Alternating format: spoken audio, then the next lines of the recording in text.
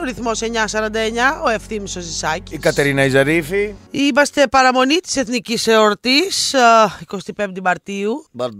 Μαρτίου. Εγώ πάντα έλεγα πείμα στο σχολείο. Και εγώ έλεγα πάντα πείμα. Φέτος... Άλλο που πολλές φορές δεν με αφήνε να το πω. Γιατί? Εγώ πήγαινα. Ορμάγαν οι θαυμάστριες.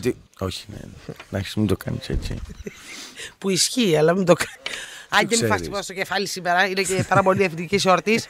Θα πούμε τα πείματά μας. Ναι. Αφιερωμένα σε εσάς που πάτε στην εργασία σας ή αν ακούτε μέσα από σχολικά λεωφορεία. Και στα παιδάκια τώρα που είναι στα σχολικά λεωφορεία και έχουν άγχος, πώς θα το πούνε. Έτσι. Μην έχετε άγχος. Σήμερα Τρίτη 24 Μαρτίου 7:35. Ποιος ξεκινάει, η Μπουμπουλίνα ή ο Μιαούλης? Ο Μιαούλης να ξεκινήσει. Να ξεκινήσω εγώ. Ωραία.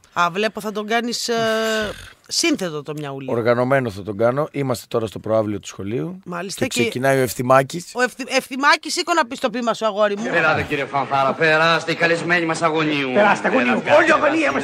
Τη Σύντρας γέννημα εγώ. Ναι, Τους Τούρκους πολεμούσα. μπράβο. Για σε πατρίδα μου γλυκιά Ναι, έκανα ό,τι μπορούσα. μπράβο Ευθυμάκη. Το μπορείς. Τα πλούτη τα καράβια μου τα χάρισα σε σένα. Ναι, Και τώρα τα Ελληνόπουλα τι λένε. ζουνε Μόνο για μένα. ευτυχισμένα. Μπράβο Ευθυμάκη. Και το μυαλό μυαλό μου μου είναι είναι Να έρθει ο γυμνασιάρχης τώρα ο ξινός. Να έρθει η Κατερίνα Ιζαρίφη πάνω. Μάλιστα κύριε Γυμνασιάρχα, σπασικλάκι και καλά. Έλα Κατερίνα.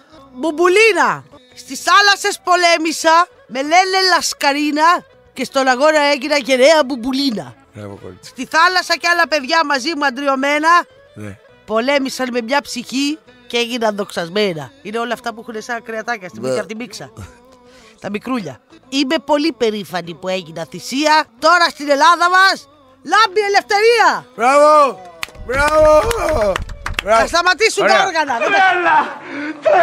Τώρα κάνε και ένα αυτοσχεδιασμό Κατερινάκη τώρα, σου λέει ο γυμνασιάρχης. Ένα δύστιχο δικό σου, δύστιχο. Ποιο? Έτσι, για το απέναντί σου, για το σηματί σου Ευθυμάκη. Ο Ευθυμάκης έφτασε με όργανα τζωσμένος Ρε. και όλοι καταλάβαμε πως είναι πολύ βλαμμένος.